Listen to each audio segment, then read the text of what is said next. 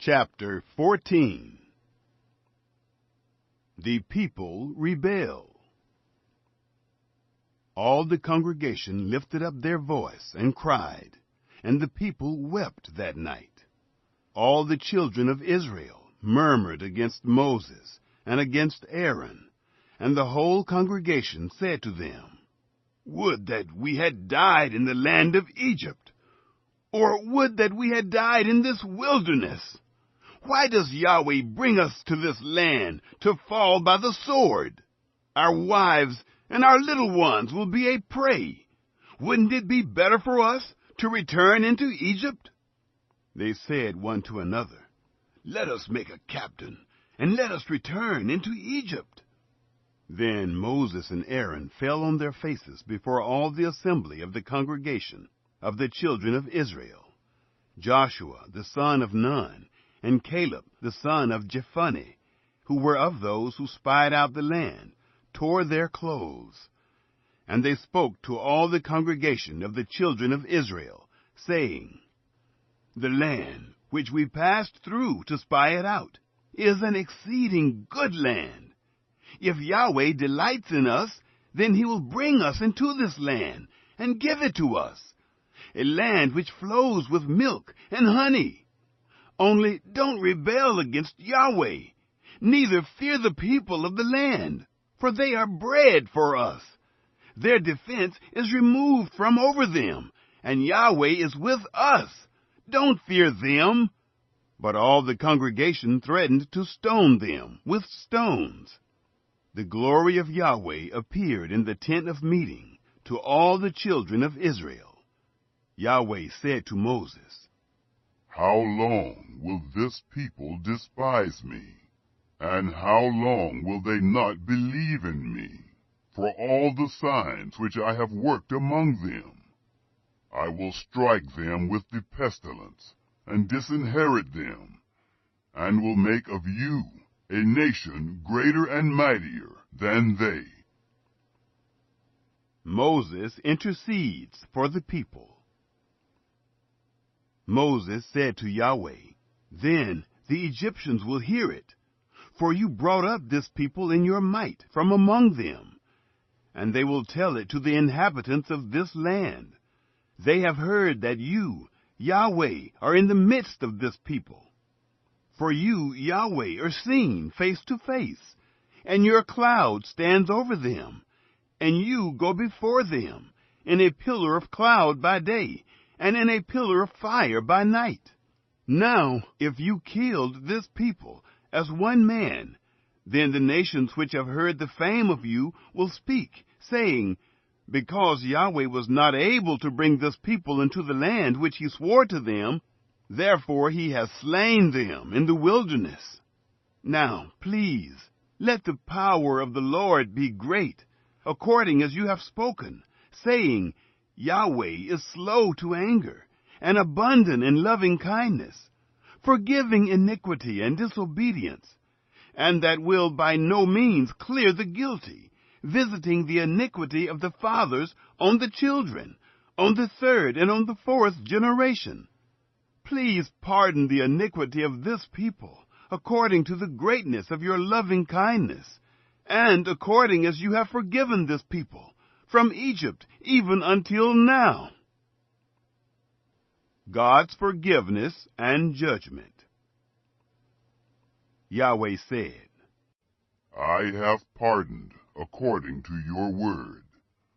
But in very deed, as I live, and as all the earth shall be filled with the glory of Yahweh, because all those men who have seen my glory and my signs, which I worked in Egypt and in the wilderness, yet have tempted me these 10 times, and have not listened to my voice.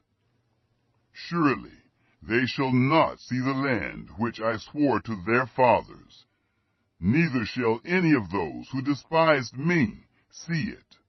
But my servant Caleb, because he had another spirit with him, and has followed me fully, him will I bring into the land into which he went, and his seed shall possess it. Now the Amalekite and the Canaanite dwell in the valley. Tomorrow turn and go into the wilderness by the way to the Red Sea. Yahweh spoke to Moses and to Aaron, saying, How long shall I bear with this evil congregation that murmur against me?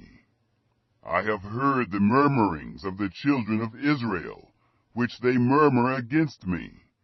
Tell them, As I live, says Yahweh, surely as you have spoken in my ears, so will I do to you.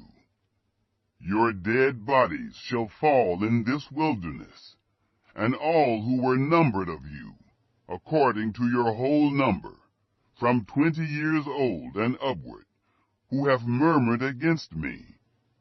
Surely you shall not come into the land, concerning which I swore that I would make you dwell therein, except Caleb the son of Jephunneh, and Joshua the son of Nun. But your little ones, that you said should be a prey, them will I bring in, and they shall know the land which you have rejected. But as for you, your dead bodies shall fall in this wilderness.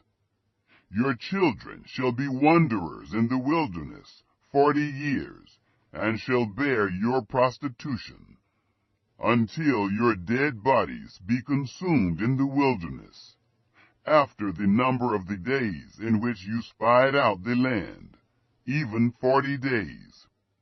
For every day, a year, you will bear your iniquities, even 40 years, and you will know my alienation. I, Yahweh, have spoken. Surely this will I do to all this evil congregation, who are gathered together against me. In this wilderness they shall be consumed, and there they shall die. The plague on the 10 spies. The men whom Moses sent to spy out the land, who returned, and made all the congregation to murmur against him by bringing up an evil report against the land, even those men who did bring up an evil report of the land, died by the plague before Yahweh. But Joshua, the son of Nun, and Caleb, the son of Jephunneh, remained alive of those men who went to spy out the land. Moses told these words to all the children of Israel, and the people mourned greatly. Defeat by Amalekites and Canaanites. They rose up early in the morning, and went up to the top of the mountain, saying, Behold, we are here, and will go up to the place which Yahweh has promised, for we have sinned. Moses said, Why now do you disobey the commandment of Yahweh, since it shall not prosper? Don't go up, for Yahweh isn't among you, that you not be struck down before your enemies. For there the Amalekite and the Canaanite are before you, and you shall fall by the sword, because you are turned back from following Yahweh. Therefore Yahweh will not be with you. But they presumed to go up to the top of the mountain. Nevertheless, the ark of the covenant of Yahweh and Moses didn't depart out of the camp.